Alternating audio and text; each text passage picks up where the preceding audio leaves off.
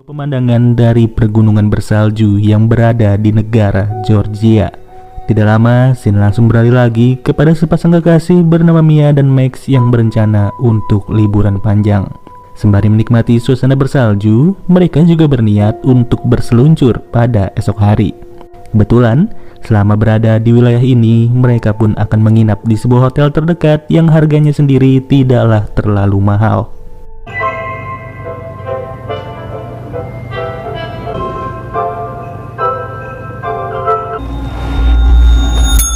Good afternoon.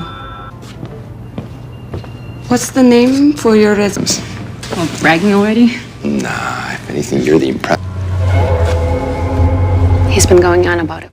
Di saat sedang check-in, Max sengaja mencari-cari informasi mengenai tempat perseluncuran mereka yang bernama Black Ridge. Namun, si resepsionis hotel tidaklah menyarankan untuk pergi ke tempat tersebut. Dikarenakan akhir-akhir ini banyak sekali kabar tentang wisatawan yang hilang serta meninggal dalam keadaan misterius. Tapi namanya juga keras kepala ya. Jadinya Max masih saja ingin pergi ke sana dan ia juga memesan sebuah helikopter untuk mengantarnya bersama Mia pada esok hari. Lalu Max bersama Mia yang baru saja bermesraan pun tidak sanggup lagi untuk memelekkan mata mereka berdua. Hanya saja pada saat itu Mia nggak sengaja mendengar sebuah ketukan dari luar pintu kamarnya. Setelah dibuka, ternyata ketukan itu berasal dari si resepsionis yang lagi-lagi menyuruh mereka untuk tidak berkunjung ke Black Ridge. Kemudian, hari pun sudahlah berganti dan waktu berlibur Max bersama Mia akan terhitung sejak hari ini. Pada hari pertamanya, Mia tidak sengaja melihat sebuah cincin yang sudah dibawa Max di dalam tas miliknya. Jelas, hal tersebut menandakan bahwa ia akan segera dilamar oleh Max yang secara diam-diam sudah merahasiakan rencana itu. Akan tetapi, baru saja mereka berdua keluar dari hotel, Max bersama Mia pun langsung disambut dengan sebuah jasad yang telah lama berada di wilayah Black Ridge. Jasad itu sendiri merupakan jasad dari seorang peseluncur yang harus tewas dengan keadaan sudah terkubur di bawah tumpukan salju.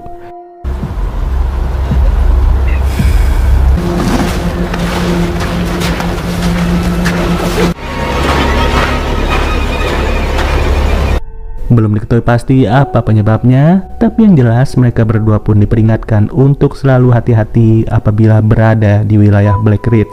Apalagi, jangkauan sinyal tidak akan terdeteksi sama sekali di wilayah tersebut yang secara geografis sangat-sangat jauh dari pemukiman penduduk. Dalam momen seperti ini, nggak banyak yang bisa dilakukan oleh Mia untuk menghadapi kekasihnya yang betul-betul keras kepala. Mau dikasih tahu kayak gimana juga, Mia cuma nurut aja sambil berpikiran bahwa ia akan segera dilamar. Okay, great. Let's go.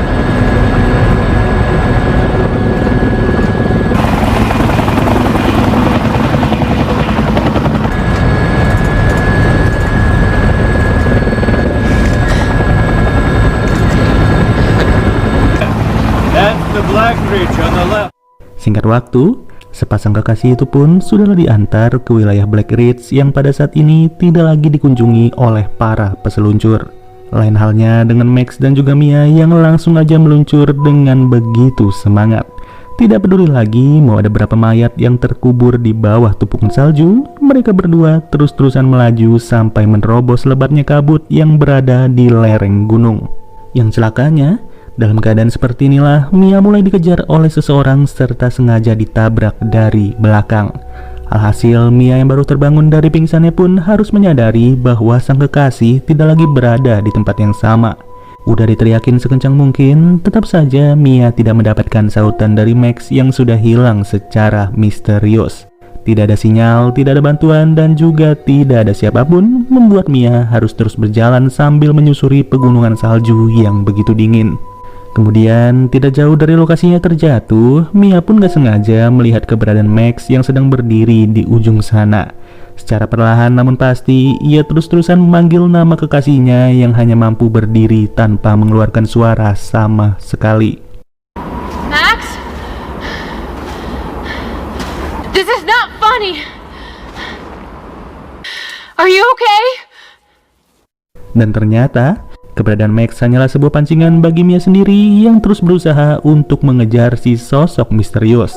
Sampai-sampai Mia juga diarahkan untuk mendaki ke salah satu puncak gunung yang lagi-lagi usaha tersebut harus berakhir dengan percuma.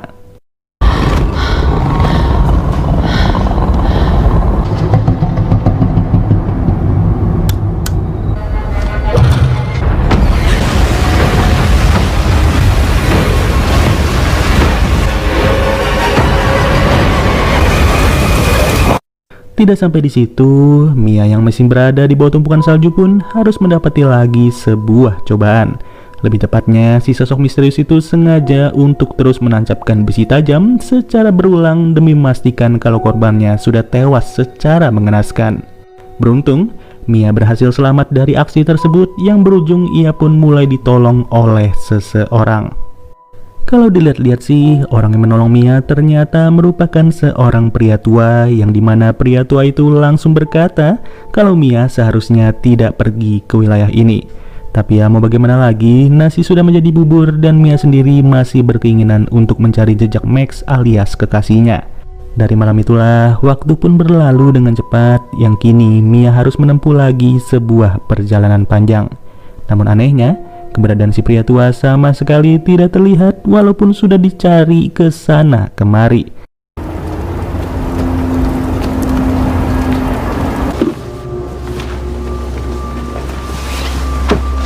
Dan yang bikin makin mengganjal, bukannya Mia menemukan si pria tua, dia malah nggak sengaja melihat sarung tangan milik Max yang sedang berada di halaman rumah tersebut. Atas terkuaknya pertanda ini, Mia pun langsung bergegas untuk pergi secepat mungkin menggunakan motor salju yang baru saja ia temukan. Tapi lagi-lagi, kunci motor itu ternyata sudah berada di tangan si orang misterius yang sengaja menyuruh Mia untuk mengejarnya. Di sisi lain, dua orang penyelamat baru saja tiba di Black Ridge untuk melakukan patroli selama 1 hari penuh. Hanya saja sampai hari ketiga tiba, kedatangan dua orang itu sama sekali tidak disadari oleh Mia yang berada cukup jauh dari pintu masuk. Bahkan di saat keberadaannya sudah cukup dekat, Mia malah kehabisan tenaga sampai-sampai ia pun harus ditinggal pergi. Sungguh miris bukan? Tanpa mendapatkan pertolongan sama sekali, Mia terpaksa harus bertahan hidup sendirian lagi. Ya gimana ya, udah sengaja pergi jauh-jauh untuk berlibur, siapa sangka malah berujung seperti ini. Tidak jauh dari keberadaannya, Mia kembali menemukan sarung tangan milik Max yang tergantung di depan sebuah tenda. Tenda ini sendiri tidaklah terlihat seperti tenda manusia normal pada umumnya, melainkan lebih terlihat seperti markas dari seseorang. Di dalamnya sendiri terdapat banyak lilin serta berbagai tanda salib yang sengaja ditunjukkan untuk seorang anak perempuan.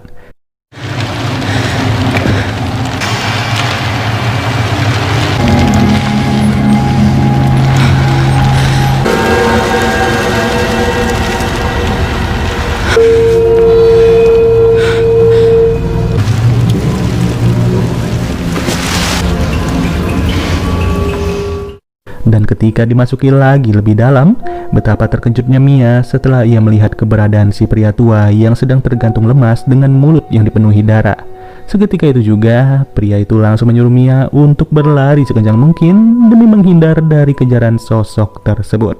Dalam keadaan seperti ini, tidak banyak yang bisa dilakukan oleh Mia selain berpacu dengan waktu. Ia juga harus pintar-pintar untuk bisa memanfaatkan situasi demi mencari keberadaan Max yang sampai saat ini tidak jelas posisinya ada di mana.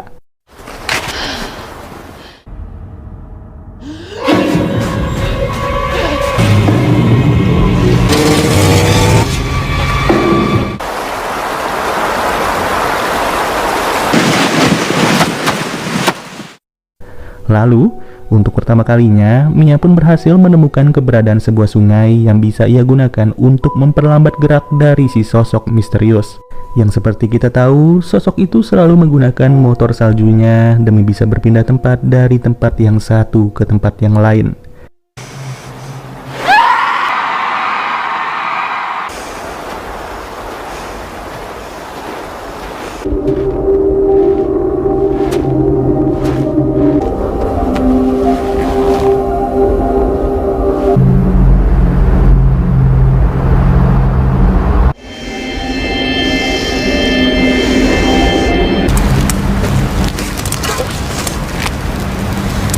Ketika hari berganti, waktu pun semakin cepat berlalu dan tidak terasa kalau sekarang ini Mia sudah bertahan sampai hari keempat. Sulit memang untuk bisa bertahan sejauh ini, apalagi Mia yang sudah terlalu lemas pun masih harus terus mencari keberadaan Max. Tapi siapa sangka, tidak jauh dari tempatnya beristirahat, Mia mulai melihat bayang-bayang dari keberadaan seseorang yang sedang berdiri di ujung sana. Tentu dong, dari apa yang ia lihat, Mia langsung mendatangi sosok tersebut tanpa perlu bertanya-tanya lagi. Yang luar biasanya, Mia memang benar-benar menemukan keberadaan Max, tapi Max yang sekarang sudahlah menyerupai boneka salju. Tidak lupa juga, dari apa yang ia temukan ini, Mia masih bisa melihat ketulusan hati dari sang kekasih yang berniat untuk melamarnya.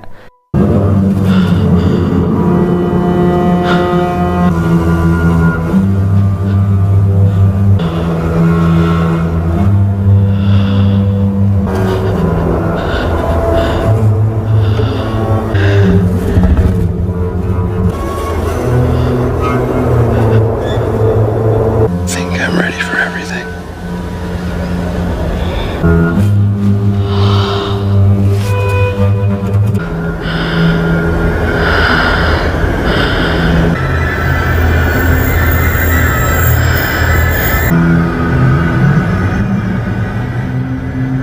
Tapi ya dikarenakan kekasihnya itu sudah berwujud seperti boneka salju, jadinya Mia pun bertekad untuk melompat bersama dari ketinggian. Luar biasanya, sampai hari kelima, Mia ternyata masih saja bisa bertahan hidup walau ia sudah benar-benar sekarat. Tidak diketahui pasti apa yang akan ia lakukan, namun yang jelas terkuak sudah siapa sebenarnya sosok yang berada di balik topeng tersebut. Dan ternyata, segala kejadian yang sudah terjadi di tempat ini sengaja dilakukan oleh si resepsionis hotel. Dengan alasan ia ingin membalas tragedi kematian dari anak satu-satunya yang sudah ditabrak oleh salah satu peseluncur. Kejadian yang terjadi pada 3 bulan yang lalu itu membuat ia dendam setengah mati dengan para peseluncur. Dendam itu pun juga dirasakan oleh si pria tua yang ternyata merupakan kakek dari anak tersebut. Tapi pria itu hanya beraksi sekali saja, sedangkan sisanya ia tidak pernah campur tangan sama sekali. Karena ia tahu kalau tindakan anaknya itu sudahlah kelewat batas dan berujung ia langsung bergegas untuk menolong Mia. Sampai-sampai di hari terakhir dirinya sendiri juga harus menjadi korban dari aksi gila yang sudah dilakukan oleh anaknya. Oke deh guys, mungkin segini aja pembahasan alur cerita dari film Let It Snow 2020. Sampai bertemu lagi di video berikutnya.